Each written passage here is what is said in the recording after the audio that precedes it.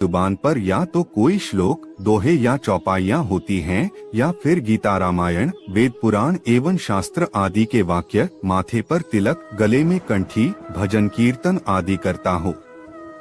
जैसे ही आदमी को कोई ऐसा व्यक्ति भीड़ के बीच दिखता है, वह भी उस भीड़ का हिस्सा बन जाता है और बना लेता है उसको गुरु और बन जाता है शिष्य। एक आम आदमी के लिए गुरु का इतना ही अर्थ है,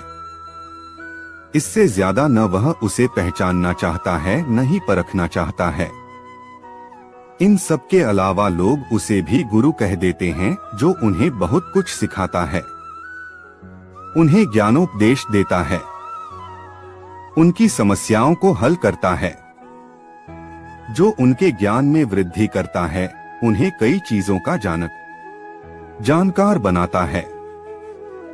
आत्मा परमात्मा, अच्छे बुरे, कर्म भाग्य, जन्म मृत्यु, पाप पुण्य आदि के मर्म एवं भेद को समझाता है।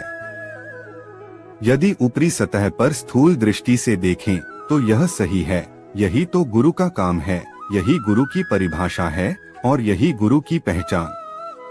यदि हमें किसी इंसान से गुरु के रूप में इतना कुछ मिल रहा, तो फिर इस पचड़े में क्या पड़ना कि हमारा गुरु असली है या नकली।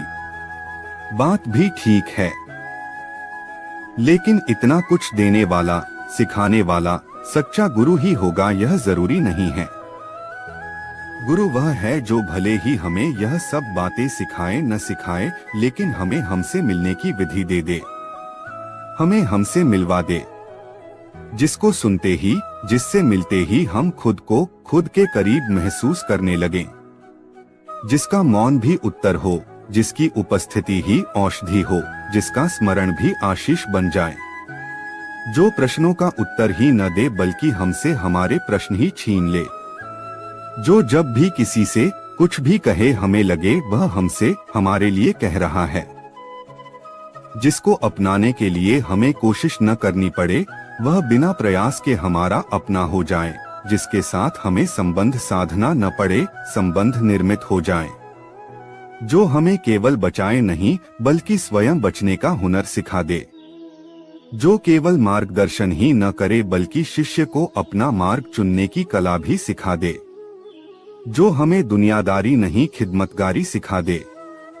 सच तो यह है कि जिसके जरिए हम स्वयं को पहचानने लगें, वही निमित्त गुरु है, वही गुरु की पहचान है और वही गुरु को पहचानने का ढंग।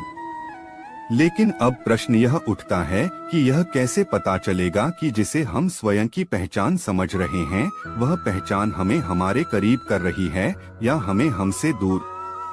हम कैसे जानेंगे कि हम अपने बारे में सही जान रहे हैं? मगर इस समस्या का भी हल है, और वह है प्रश्न का गिर जाना, शांत हो जाना। जिस उत्तर को सुनकर मन में प्रश्न न उठे या फिर उसके उत्तर हमें खुद ब खुद भीतर से मिलने लगें और हम खुद को निर्मल, शांत एवं आनंदित महसूस करने लगें, समझना हम ठीक जा रहे हैं। जीवन के प्रति शिकायत नहीं, संतुष्टि का भाव उभरने लगे।